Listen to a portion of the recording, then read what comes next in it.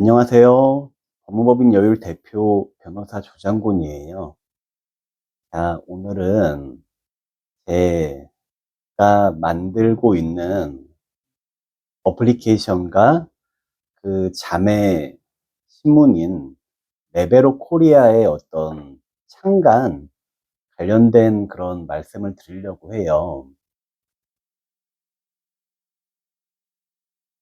자, 우리 레벨업이라고 제가 만들고 있는 어플리케이션은 기본적으로 주주분들이 참여하고 기업들도 참여하는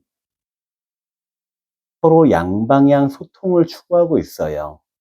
보통은 우리 주주 어플리케이션이 있긴 한데, 뭐 예를 들어서 주주행동, 주주활동 이런 부분 차관하면서 조금 반기업적인 어떤 그런 부분들도 있기도 하고, 한편으로는 그냥 의결권 대행 과정에서 조금 뭐 이렇게 이용하는 어떤 그런 경우도 있는 것 같은데요. 제가 구상하는 저희 앱은 작년에 저희 그 상법 개정으로 주주 충실 의무라는 조항이 개정이 됐어요. 근데 그 내용을 보면 이사는 회사뿐만 아니라 주주에 대해서도 충실 의무를 부담한다라는 내용이거든요.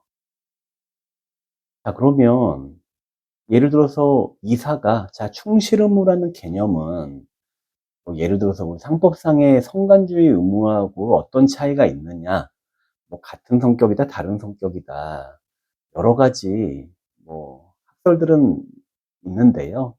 중요한 부분은 뭐냐면 결국은 이사는 회사를 운영함에 있어서 일반 주주의 이익을 배려해야 된다. 그리고 이거는 단순한 배려가 아니라 법적인 의무다. 라는 그런 중요한 변경이 생겼어요. 예를 들어서 제가 예전에 주주들 분들을 이렇게 규합 내지 위임을 받아서 제가 소송을 할 때 충실 의무의 어떤 논거도 써본 적이 있거든요. 자, 그러면 대번 그거는 주주의 간접 손해다라고 하면서 재판이 패소해요. 자, 이 부분 조금 제가 설명드리면, 우리 회사는 법인이잖아요, 주식회사는. 그러면 어떤 법인이 대외적으로 어떤 벌어진 일들에서 그 회사가 피해를 입으면 그 회사가 피해자다. 그리고 거기 회사의 지분을 가진 주주들은 그 회사의 피해로 입은 주주들의 손해는 결국 회사의 피해가 회복되면 어느 정도 이제 그 만족을 이루는 그 주주의 간접 손해라는 그런 구성을 해요. 그래서 이사가 잘못을 하면 회사가 이사에 대해서 청구하면 되고, 회사가 청구를 하지 않으면 주주는 회사가 이사에게 배상을 청구할 것을 뭔가 집단적으로 결의를 하게끔 하는 게 회사법의 기본적인 구조였거든요.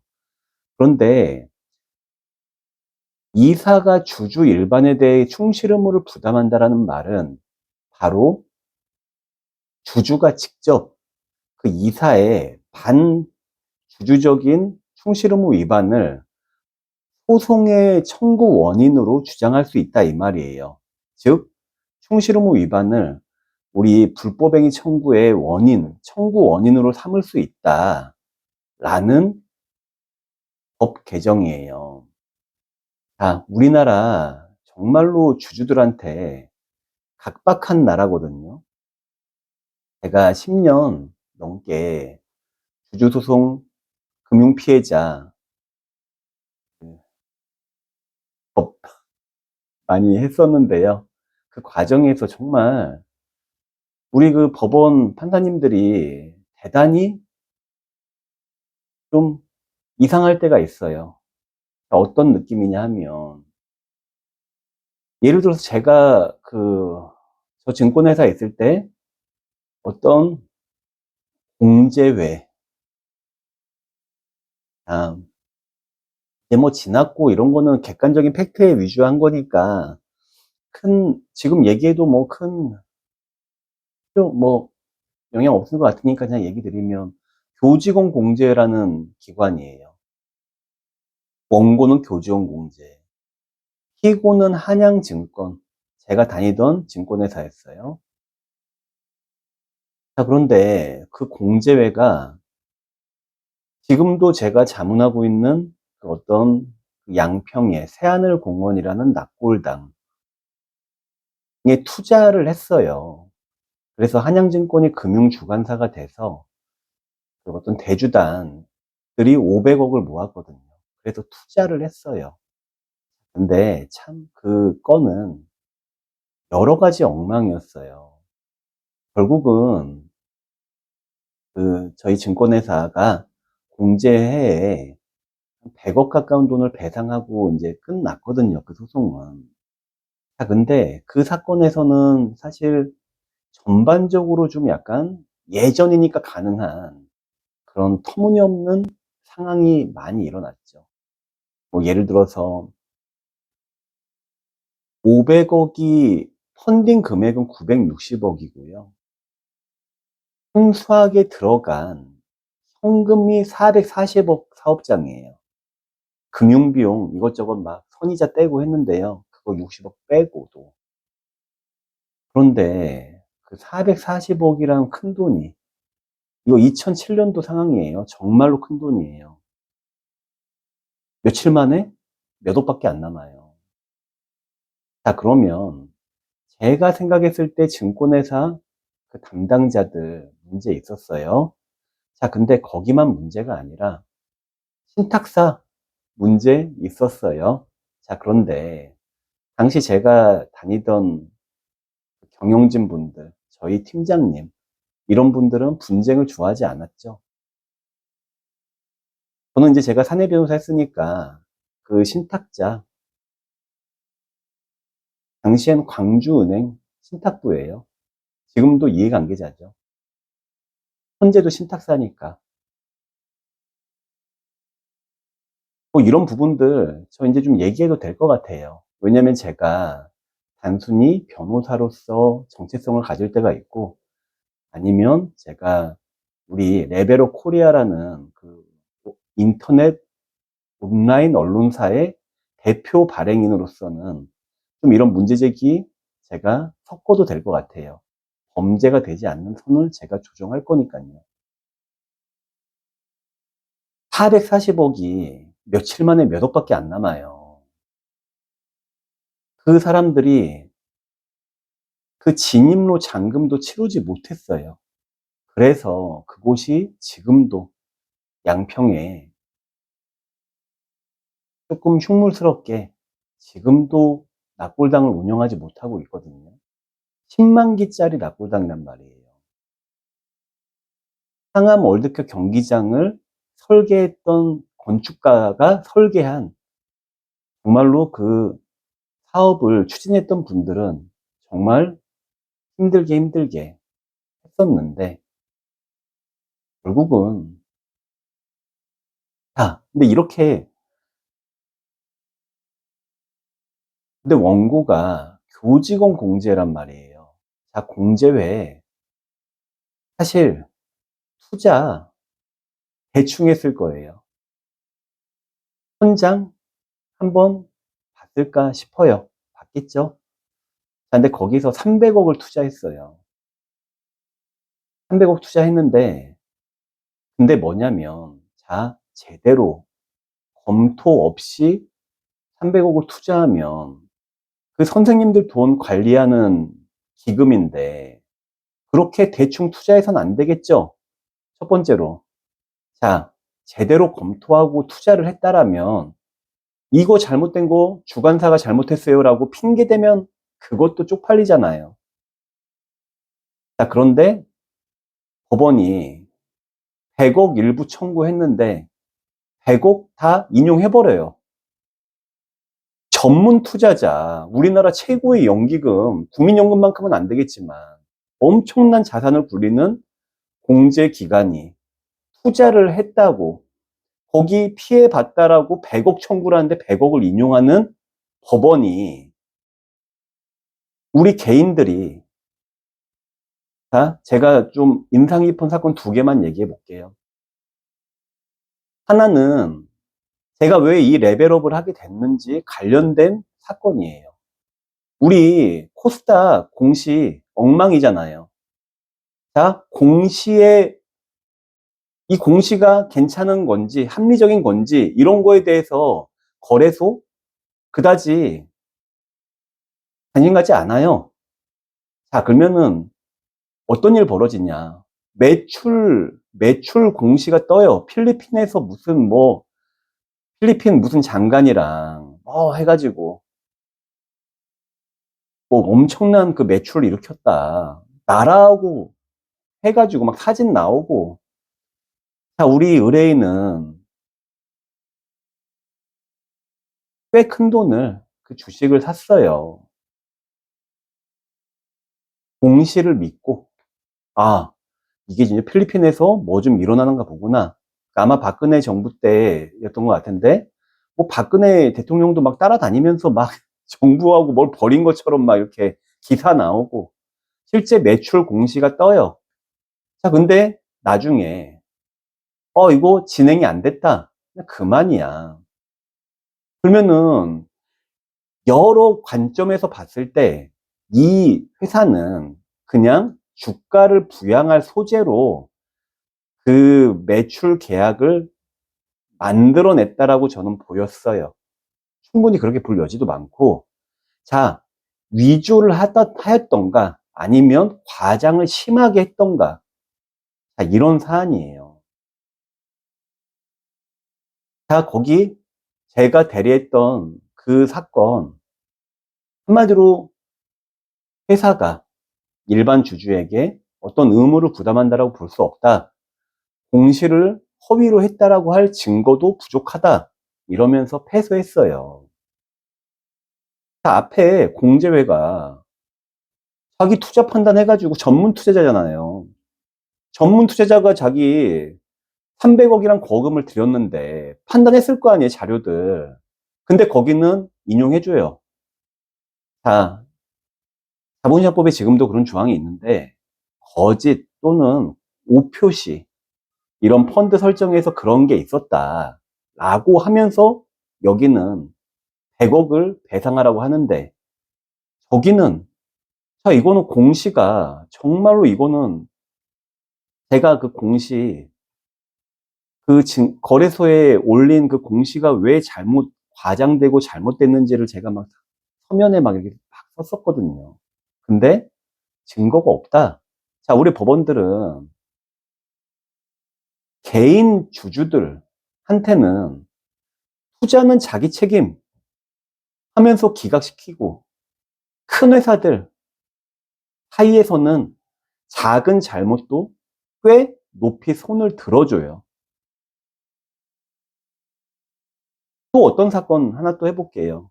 증권사 임의매매, 1인매매 문제됐던 사안들이에요. 금융 피해자 감독원에 민원을 넣었어요. 자, 증권사도 일부 책임 자인하고 감독원도 얼마쯤은 배상하라고 했던 사안이에요. 자, 그 사건을 제가 물론 의뢰인은 그 금액은 터무니없는 금액이다 인정 못하겠다라고 해서 저한테 사건을 맡기셨는데 우리 법원이 회사도 자인하고 감독원도 인정한 그 피해 사건에서 청구를 전부 기각해버려요. 아, 어떤 시각? 돈 벌려고 했잖아요. 주주님들 돈 벌려고 했는데 씨 이렇게 못했다고 손 내미는 거 자기 책임 원칙 위반이지 라고 하면서 보험회사 상대로 소송하면은 보험회사 사건 진행도 안 되고 인정해도 쥐꼬리만하게 인정하고 우리 법원이 그런 잘못된 스탠스를 갖고 있을 때 많아요.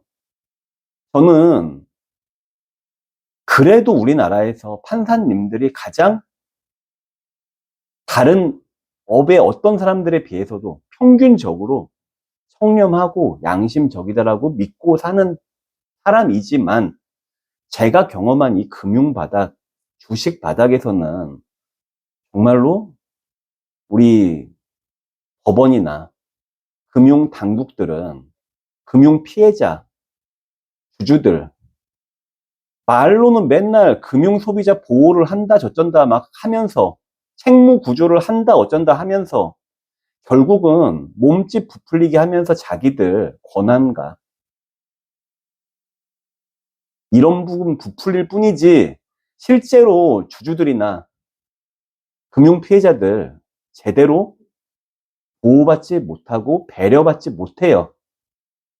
그런 현실이 제가 한 10년 겪어온 상황이었죠. 너무 짜증나요.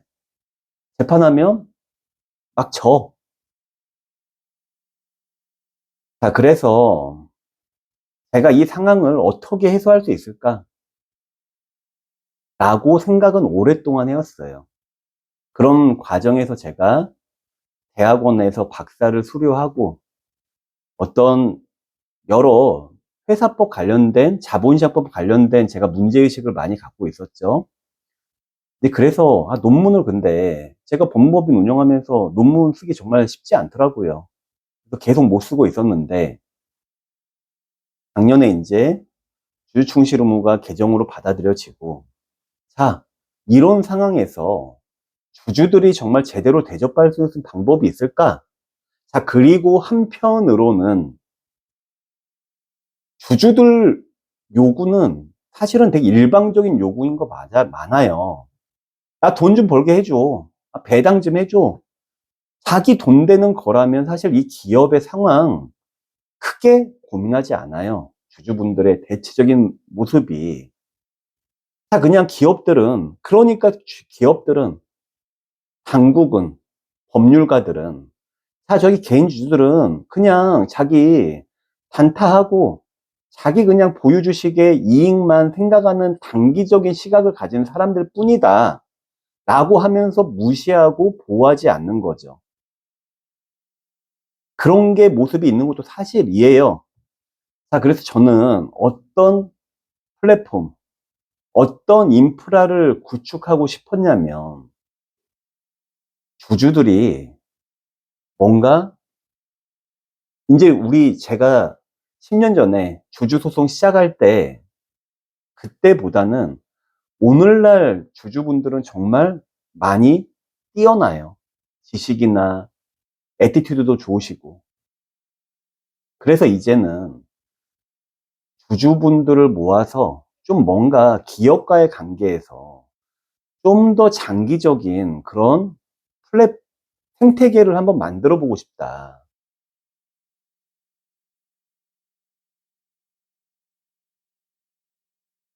자, 배당 안 해주는데 어떻게 오래 갖고 있어요? 적절하게 배당해야 되겠죠? 자, 근데 주식 소각 같은 거는 지금 우리 이재명 대통령 정부 들어선 이후에 이렇게 좀 압박을 가하잖아요. 자사주 소각 많이 하시라고. 자, 근데 한편으로는 자, 배당 잘 해줘야 돼요. 그거 그냥 대주주들이 회사 그냥 지배하면서 나머지 배당 안 해주고 그냥 그 회사 가지고 자산 가지고 그냥 신나게 그냥 버카 쓰잖아요. 그러면 안 되죠. 자, 그런데 한편으로 기업이 가진 자사주 무조건 다 소각시키게 하면서, 이제 기업들은 그렇게 변명하잖아요. 이거 공격받으면 그래도 좀 이용할 수 있어야 된다. 자, 그것도 사실이에요. 회사 공격 들어오면 그래도 막을 수 있게끔 하는 방안도 마련해 줘야죠. 열심히 기업하는 사람들 그래도 좀 도와줘야 되잖아요.